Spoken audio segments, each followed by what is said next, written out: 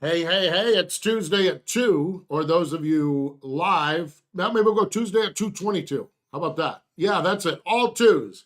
That's what we're working on. Steve Post from the Motor Racing Network here at Circle B Diecast. Victor and Scott and Robert, your front three as we roll on in. Craig is in as well. So appreciate that and appreciate everyone joining. Those of you joining live, and then those who will watch over the course of time. Oh, thousands and thousands and millions of people will tune into this over the course of time. So we are glad that you have joined us. Exactly. Craig, my favorite announcer. There you go, Craig. Oh, you got a low bar. You got a low bar there, Craig. You might set it a little higher, but I do appreciate it. I really do. Yeah, from last week, Norman said Noah went to the 42. Absolutely, it wasn't Kyle Busch. I was wrong. No, I don't even know how I set that up, but I went off on a little tangent, and it is cool. It is good. So great stuff. And yes, that is it. Victor said Harvick is on a roll. Absolutely. Ray says it's great to have Harvick 2 in a row. Will says Harvick with 2 wins in a row. And yes, we have got Kevin Harvick race winning diecast. Get so choked up about it. That's how it's been so long since we had Kevin Harvick race winning diecast, and he goes out and makes 2 in a row. So yeah, Kevin Harvick race winning diecast is available at www.circlebdiecast.com. Get it now, get it while you can, get it pre-ordered. Remember, debit cards and credit cards are not charged until the order ships to you. So, which we know how the timeline on this is, will be a little bit of time down the road. So great to have you here with us. How about that though? Kevin Harvick 2 in a row, goes up to Richmond Fairgrounds, picks up the victory. He was good there in the spring. He was top 5 in the spring. So not a shocker. And they seem to have their arms around it. The thing I like about it, if you're Kevin Harvick, is this is a short track, very comparable to, let's say, Phoenix. All right. Last week was on a big, smooth super speedway or intermediate track, very similar to Kansas and Texas. I think they're rolling along pretty well. A lot has got to happen. These playoffs are topsy-turvy. It's going to be crazy, that's for sure. But I feel a whole lot better about Kevin Harvick now than I did 2 weeks ago sitting here chatting with y'all. That's for sure, because they seem to have figured it out. We were talking about this. We had a little conference call as we're lining up the weekend. And we were talking about this. Really, we noticed good speed from Kevin Harvick all the way back to Sonoma. And it was just a matter of execution. Sonoma it looked like he was going to win Sonoma, but they had a bad pit stop, remember? And then the performance has been good all along since Sonoma, but now they've got the execution down as well. That stop at Michigan, which got him out before on the lead lap, and then just great strategy at Richmond, put him in front. Yeah, Christopher Bell's faster at the end. Faster at the end isn't where they give the trophy to. They give the trophy to the guy that completes the distance fastest first and fastest, and that was Kevin Harvick. So, Kevin Harvick, so get those race-winning diecast. All right. What's going on at Fontana? It looks like they're removing some seats. John says, and there's talk within the, and I don't know the timeline. I know next year we're racing on the 2-mile track. After that, I think all bets are off. And I don't think it's been announced what the game plan is, but they are removing some seats from Fontana. There's been some video or some still photos of that. They're moving some seats down on the end, which if they're going to a short track, they don't need seats overlooking a parking lot. And so I think that's what the game plan is. And face it, here's the reality of NASCAR. This is not NASCAR racing. This is sports, folks. 100,000 seat stadiums are no longer the deal. The only time those work are for college football. And when we look at like big bowl games like the Rose Bowl and stuff like that, but you even look at NFL stadiums, they're building those babies at 40,000 now. And so I think that's what we're seeing, and they're all being retrofitted, retro-sized, and I think that's what's happening out at Auto Club. And so this next year, when we go out there in the spring, we're going to race on the 2-mile track. They haven't announced it, but I guess all assumptions are they're finally going to pull the trigger on that plan to make it a short track. We'll see. But we'll see what happens. So there you have it. So going to be fun. So that's what's happening at Fontana. We got a couple questions there. Norman wants to know if I'm going to Bristol. No, I'm not. PRN, our other network, has that race, and so I will not be at Bristol. Bristol, I think I will be at. I forget where I'll be at. I think I'll be in central Pennsylvania going sprint car racing, if I'm not mistaken, that weekend of Bristol. So, yes, absolutely. Over here, none of your business says, when's the electric races starting? A long time down the road. Now, actually, there will be in Chicagoland on Saturday or Chicagoland, not Chicagoland, Chicago Road Course. There's talk that there might be an expo or an exhibition race with some vehicles that are a little bit more electric oriented. We are not going to have electric cars running in 2024 in NASCAR. There may be some electrification as far as battery storage goes, sort of like your street car. Okay, now there's some of y'all that have street cars where you plug in. Most of us are still going to the pump. Believe me, I know, because it's been more expensive to go to the pump. So I think we're a long ways off as far as electric. I don't know that we're ever going to get. The one thing that some of the folks I talk to at NASCAR say they like the rumble, the sound. Nobody wants NASCAR where you go to a race and there's a bunch of electric vehicles riding around in silence. But I think there will be some electrification with battery storage and those type of things, which we have on our street cars now. There will be some of that coming down the road to NASCAR. How it factors in, stay tuned. We'll see what happens. So there you go. All right. Going, let's see. Harvick will get number 3 this week. That's what Will says. Races, how are the outlaw races? Oh, my gosh. The outlaw races, where's my buddy? Yeah, where's my buddy Matt? Matt knows how the outlaw races were. I saw Matt there, wide open. Matt, I don't even know. I saw you there, Matt, and I think we got to say hi real quick one day, but it was crazy. The outlaw races were, and we had an 11-time champion, Donnie Schatz, winning the Knoxville Nationals. So it was good. It was really good. The World of Outlaws are knocking it out, and it is good stuff. That's for sure. Great stuff. Absolutely. So the sprint car races were good. So good that in September, while the rest of y'all are going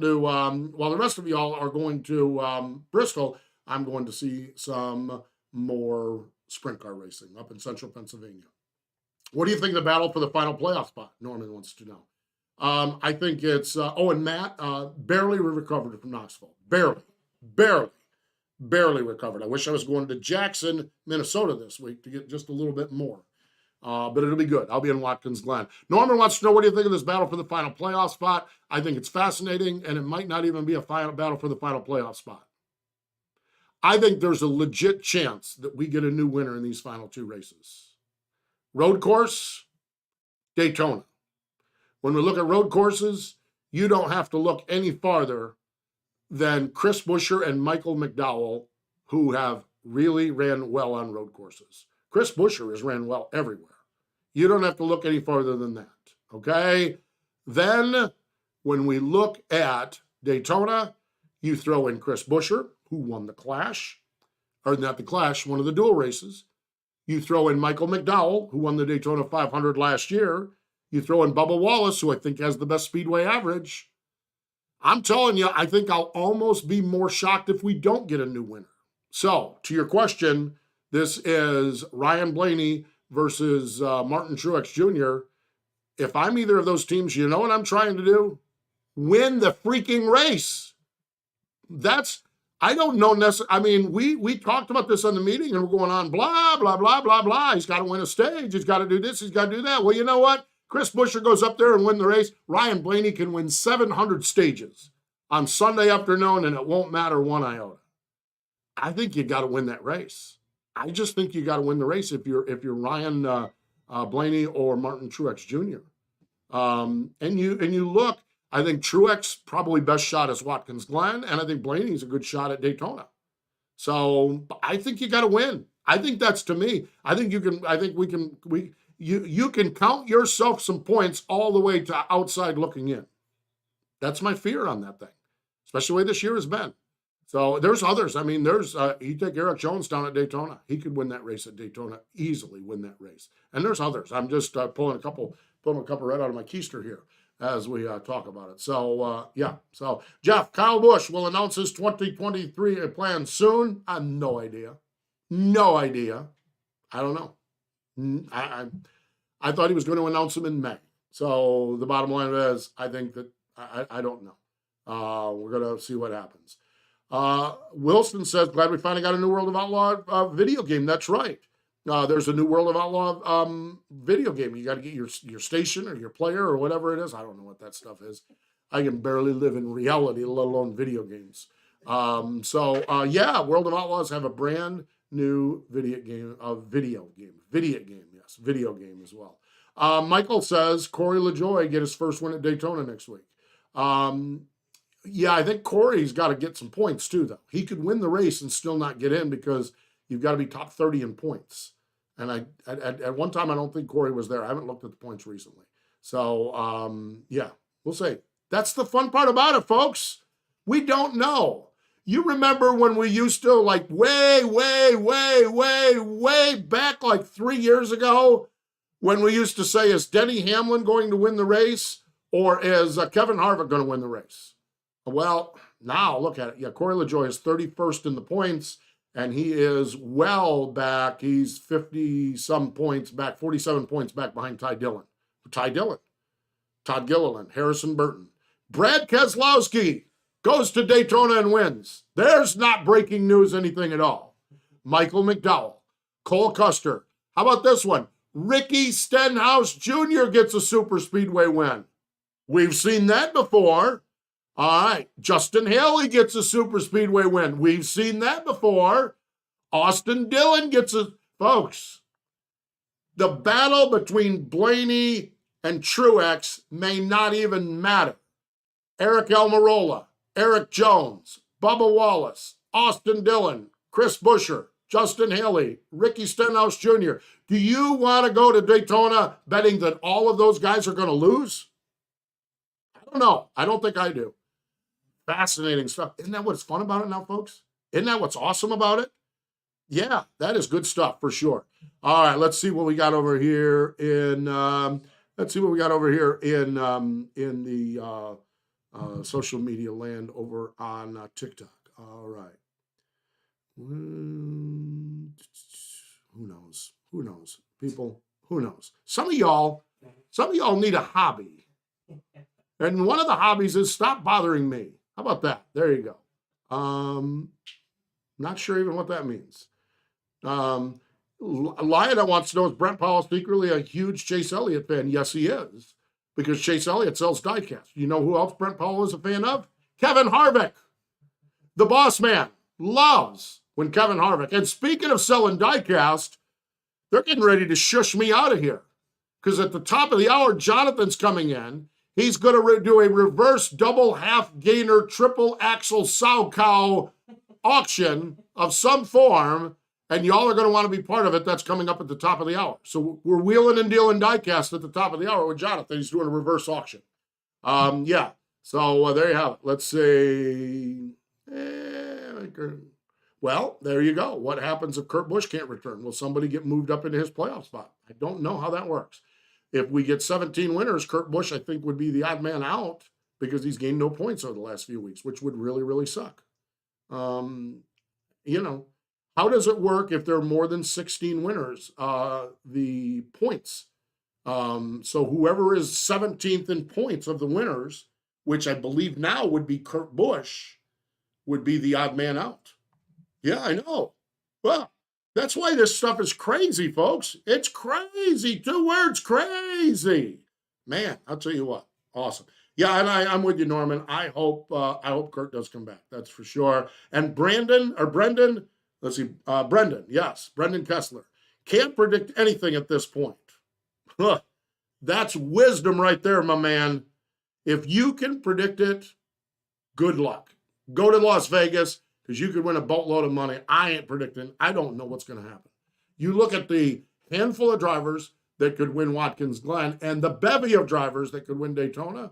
Woo! Man, oh man, it's going to be awesome. So, fun stuff. Great stuff. So, yes, absolutely. Where do you think Kyle Busch goes? I know where he's going tonight, Mullet Man. Millbridge Speedway. Well, I think he's going there because that's where his son's racing. Beyond that, I have no idea. No idea. I've heard all the rumors, just like y'all. I don't generally deal in rumors and speculation. I hear them sometimes in the garage. When it's something when it's something that there's some meat to it, I do this. La, la, la, la, la, la, la, la, la, la, la, la. Don't tell me, because I don't want to be the guy that blabs here on our Circle B Diecast Tuesday at 2 show and blabs. And so I don't want to know anything. I want to know where he's going when he announces it. So, and I don't know where that is. It's a fascinating sequence, that's for sure. So there you go. Fascinating sequence with me putting my hands up like this and going, nah, nah, nah, nah, nah. Huh? How about that? Fascinating stuff too. That's stuff you don't get on a lot of other podcasts or shows. That's quality entertainment right there, folks. Now, coming up at the top of the hour is quality diecast deals with Jonathan. So I'm going to get on out of here because I got to get out of the way. They're booting me out. He's rolling in. He's going to back a truck up over here and start unloading pallets of diecast and everything. So they got to get my fat rear end out of the way so Jonathan can get in here and wheel and deal for you at the top of the hour. So make sure at the top of the hour, we'll be right back on. All your notifications will be there, and your notifications will let you know when Jonathan is on, but it'll be at the top of the hour. He's generally a little more prompt than I am too. Yeah, he's a little bit better at that. So yeah. So it's all good. Great stuff. Final question. Someone there, and I can't figure out the name, XXXTH3JOK3, however you come up with these names. How was your donut eating contest in Knoxville last week? It was good. The donut eating, they strung donuts across a string, and you had to eat the donut without using your hands and without it falling on the ground. I had a faulty donut because it started to cut through as the rope was going, and my donut fell through, but I did get to enjoy half of it. So it was great. Fun stuff. Exactly. Rick, I'm going to say one more thing. Rick, need to get rid of stage breaks. Okay? Rick, we get rid of stage breaks. You know what you and everyone else is going to complain about? Commercials. Yeah. Folks, stage breaks are one part of this sport that was developed so that TV could get 2 sets of commercials in when we weren't green flag racing. Period. So, we get rid of stage breaks, and y'all are going to come out here wearing me out saying, Postman, there's too many commercials. We lost too much racing. Okay? We can't have it both ways. I don't think stage breaks are going away. And I do agree on road courses, stage breaks really gum up a lot of the strategy that I love. So I'm not saying that I'm a fan of stage breaks, particularly on road courses. But they're around to stay. And part of the reason they're around to stay is it allows the TV networks to get 2 commercial breaks in, one right after the flag and one before that, so that you don't get on the chat rooms and complain because there's too many commercials during green flag racing. There we go. My soapbox. Anyhow, there you have it. Awesome. Great stuff. And before I get to one more question, I'm going to get out of here. Jonathan's already put the forklift in my car to get it out of the way out there. And he's rolling in the pallets worth of diecast. He is coming up at the top of the hour with a diecast deal show for the ages, a reverse auction. And yes, you got to tune in to see what a reverse auction is. And he is wheeling and dealing on diecast. So you can find that right at the top of the hour. I'm headed to Watkins Glen, and I can't wait to get up there. Well, I'm headed to Millbridge tonight to see the kids race. Headed to Millbridge tomorrow night to watch the micros race. I'm going to Canandaigua on Thursday night to watch the beloved Big Block Modifieds race. I'm going to Watkins Glen to see ARCA, and then to Outlaw Raceway to watch the World of Outlaws. Saturday and Sunday, I'm at Watkins Glen. Giddy up. I'm ready for some racing, folks. I don't know about you. Woo! I'm ready for some racing. So get out there, support your local short tracks, and be back here at the top of the hour and support Jonathan with his reverse auction on diecast. I'm the Postman, Steve Post. Thanks for joining us here on our Tuesday at 2 show from Circle B Diecast. Remember all your diecast needs at www.circlebdiecast.com.